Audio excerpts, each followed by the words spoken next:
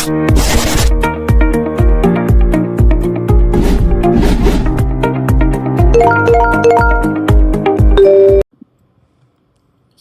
this is last part of our chapter agriculture.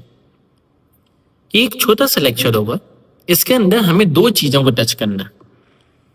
सबसे पहला land reform, दूसरा है सस्टेनेबल फार्मिंग, सस्टेनेबल एग्रीकल्चर। बस बहुत छोटा सा लेक्चर होगी। लैंड रिफॉर्म होते क्या? लैंड रिफॉर्म आसान जबान में, उर्दू की जबान में लैंड रिफॉर्म वो होते हैं, वो रिफॉर्म्स लाए जाते हैं गवर्नमेंट की तरफ से कि लैंड को एक लिमिटेड होल्डिंग पर हम रख दें। ऐसा ना हो कि एक फार्मर, एक बंदा, एक ओनर, एक लैंडलॉर्ड इतनी बड़ी जमीन को होल्ड करके बैठा हुआ है। बहुत आपकी हिस्ट्री में अलग अलग तरीके के लैंड रिफॉर्म आए। सबसे पहले किसी ने बोला था कि 500 एकड़ इरिगेटेड और 1000 एकड़ अनइरिगेटेड। कोई दूसरा आया, उसने बोला 250 और 500। कोई तीसरा आया, उसने और कम कर दिए कि maximum holding by one individual को हम कम कर दें। हम लैंड को छोटे टुकड़ों में बांटें और दूसरे दूसरे फार्मर्स को दें। एक बंदे के पास इतनी बड़ी लैंड होने का मतलब ये है कि वो इतनी बड़ी जमीन को तो इरिगेट कर ही नहीं सकता, इतनी बड़ी जमीन को कल्टीवेट कर ही नहीं सकता, इतनी बड़ी जमीन का प्रॉपर यूज नहीं कर सकता, तो जमीन इसमें जाया जाती है। A piece of land is wasted, क्योंकि इतनी बड़ी जमीन नहीं मैनेज हो सकती। और जो एक बंदा होता है वो अगर 50-100 एकड़ भी कल्टीवेट कर ले, बहुत बड़ी बात।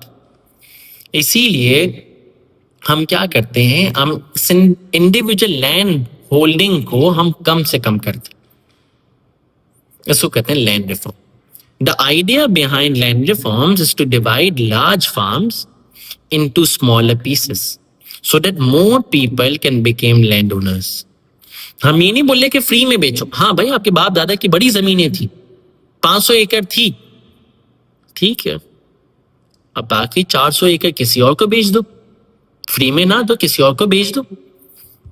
100 एकड़ 4 बंदों में बेच दो, 8 बंदों में बेच दो, 10 बंदों में बेच दो। आपके पास पैसे भी आएंगे और लैंड किसी और के पास जाएगी तो वो और अच्छे से काम करेगा।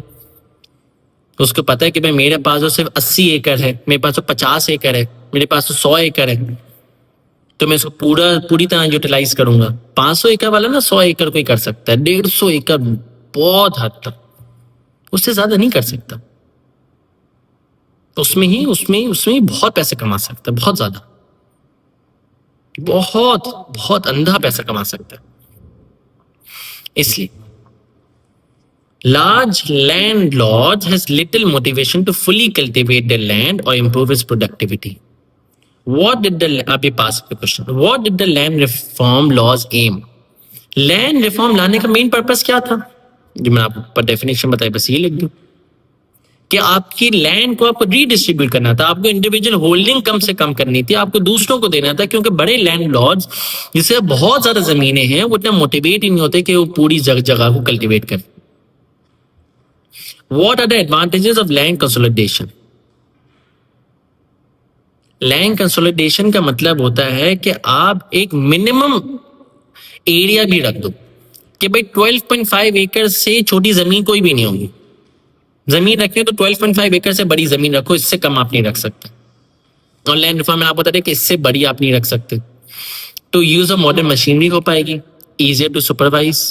छोटी जमीन होगी, कम जमीन होगी तो इजियर टू सुपरवाइज होगा। Better irrigation, better opportunity for investment, easier to get loan, better opportunity for research, bring more land into cultivation, economic limits.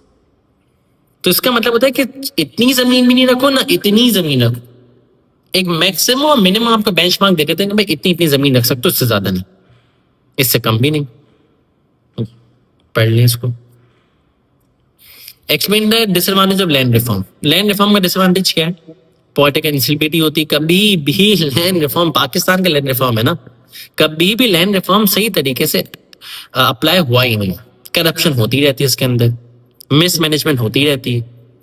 अब बंदा क्या करता है, आपने मुझे मना करा ना रखने के लिए, मैं अपनी माँ के नाम पर रख लूंगा, अपने बाप के नाम पर रख लूंगा, अपने भाई के नाम पर, अपनी बहन के नाम पर, अपनी बीवी के नाम पर, अपने दोस्तों के नाम पर, अपने चौकीदार के नाम पर।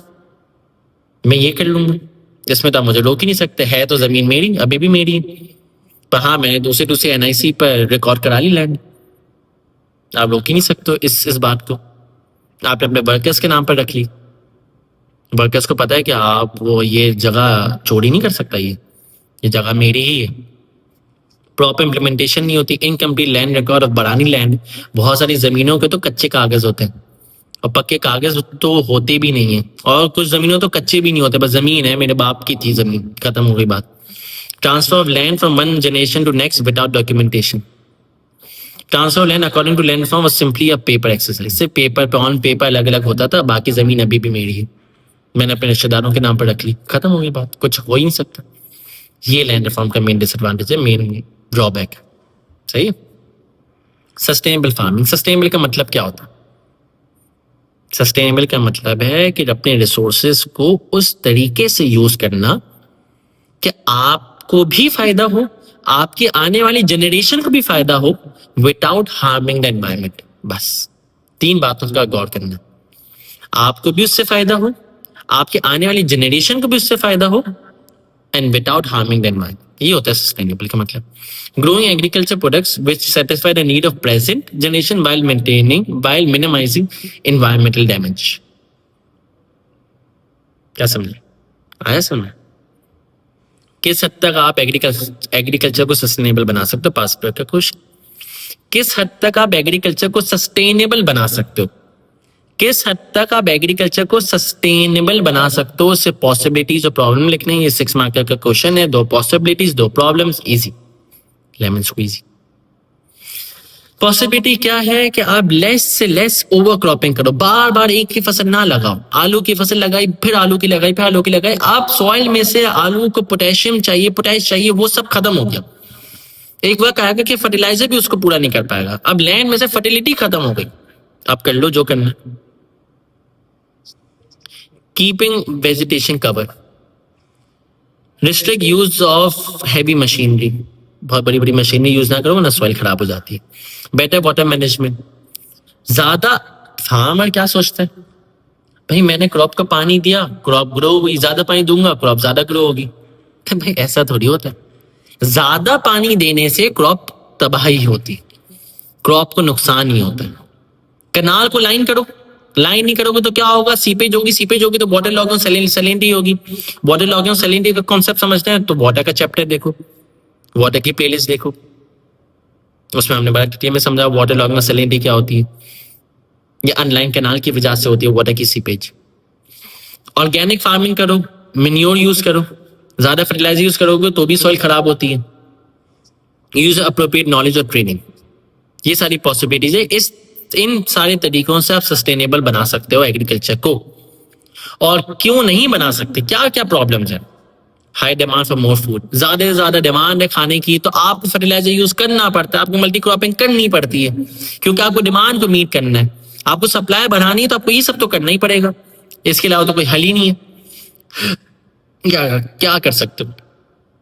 कुछ भी नहीं। पॉपुलेशन बढ़ी जा रही है, जमीन तो उतनी है, उसमें से ज्यादा फसल ग्रो करनी है, तो फर्टिलाइजर डालोगे, एक बार क्या आएगा, सॉइल तबाह हो जाएगी। शॉर्ट टर्म में तो आपको बहुत फायदा होगा। Pressure on land, lack of education, समझा लो आप, सस्टेनेबल का समझा दो। भाई एजुकेट करने से तो लगता है कि कुछ होता ही नहीं है।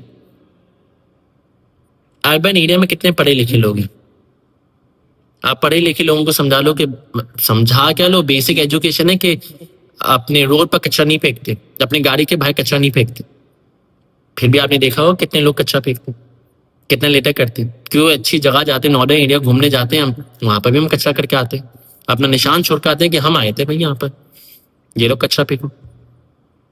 कितनी अवेयरनेस दोगे, फिर भी लोग नहीं समझते। और अब आप सोचो, आप एक फार्मर को, अनएजुकेटेड फार्मर को ट्रेन करने के सोच रहे हो कि उसको बता रहे हो कि भाई मल्टी क्रॉपिंग नहीं करो, ओवर क्रॉपिंग नहीं करो, फर्टिलाइजर यूज नहीं करो, ये करो वो करो। फार्मर तो पागल हो जाए। फार्मर बोलेगा भाई तुम लोग यहाँ से भाग जाओ, मेरी जमीन है, मैं कुछ भी करूँ, मैं काम करूँ ना करूँ, फर्टिलाइजर डालूँ ना डालूँ, मेरी मर्जी। Resistant to changing traditional modern methods, वो अपने ट्रेडिशनल मेथड्स को छोड़ना ही नहीं चाहता। कहता भाई मेरे बाप ने सिखाया, मेरे दादा ने सिखाया, मेरी पुश्तें ये काम कर दी है, तो मैं ये क्यों मॉडर्न मेथड्स पर आ जाऊं, मैं क्यों ऐसी चीजें यूज करूं, मैं क्यों वैसे यूज करूं, मैं क्यों ज्यादा पानी ना दूं। ये मसले होते हैं। ये सस्टेनेबल फार्मिंग के फायदे, सस्टेनेबल फार्मिंग के नुकसान, कि क्यों ये पॉसिबल नहीं है, क्यों ये प्रॉब्लम। टू व्हाट एक्सटेंट वाले सवाल में आप दो पॉसिबिलिटी लिखते हो, दो प्रॉब्लम लिखते हो, एक एग्जाम्पल लिखोगे, एक आप कंक्लूजन लिखोगे, ऐसा आपको 6 मार्क्स मिलेंगे। इस लेक्चर बड़ा छोटा सा लेक्चर था, इसमें हमने सस्टेनेबल फार्मिंग देखी और हमने देखा लैंड रिफॉर्म। यहाँ तक हमारा एग्रीकल्चर चैप्टर फाइनली क्लोज होता है। मिलते हैं नेक्स्ट लेक्चर में।